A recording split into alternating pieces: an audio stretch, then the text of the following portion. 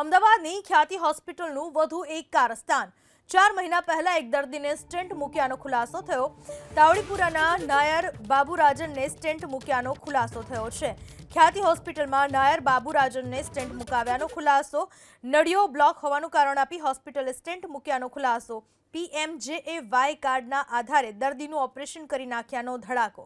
Bypass બાદ દર્દીને પગમાં સોજા આવવાની સ્થિતિ ઊભી થઈ। ઓપરેશન સમયે જ હોસ્પિટલે ફોટા અપલોડ કર્યાનો દાવો। નાણાં ભૂખ્યા મની માફિયાઓએ પરિવારની અણસમજનો ફાયદો ઉઠાવ્યો।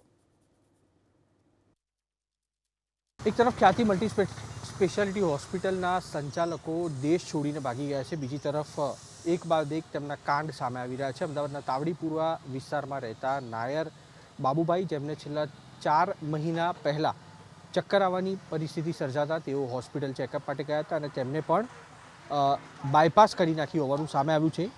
बाबुभाई आपणी साथे छे, તેમની સાથે વાત કરશું। बाबुभाई, 4 महीना पहला घटना बनी थी, घटना शुं बनी हती अने तमे त्यां केम गया हता? મને ચક્કર આવવા માંડ્યા। હું MBBS ડૉક્ટર જોડે ગયો। એમણે કીધું કે ભાઈ હાર્ટ સ્પેશિયલિસ્ટને બતાવો।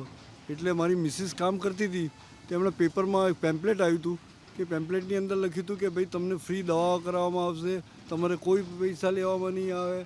ઈકો કર્યું, પછી એન્જિયોગ્રાફી કરી, પછી હું તો બેહોશ થઈ ગયો એન્જિયોગ્રાફી કર્યા પછી। અને પછી મારી મિસિસને કહ્યું જે કે તમારું બાયપાસ કરવું પડશે, તમારી બધી નસો બ્લોક છે। પછી બાયપાસ કર્યા પછી હાલત અત્યારે પરિસ્થિતિ કયા પ્રકારની? અત્યારે સાહેબ મને હું ચાલી નથી શકતો, મને પગમાં સોજા આવી ગયા છે, બધું બ્લેક થઈ ગયું છે, બધું આખું બધું પગમાં બધે બ્લેક થઈ ગયું છે અને મને શ્વાસ બહુ ચડે છે, છાતીની અંદર દુખે છે બહુ। એની પહેલાં ક્યારે એવું થતું હતું? તમે બાયપાસ કર્યા એની પહેલાં તમને લાગતું હતું કે નળી બ્લોક છે અથવા ચાલવામાં પ્રોબ્લેમ થતો હતો, શ્વાસ લેવામાં? એવું કશું નહોતું લાગતું।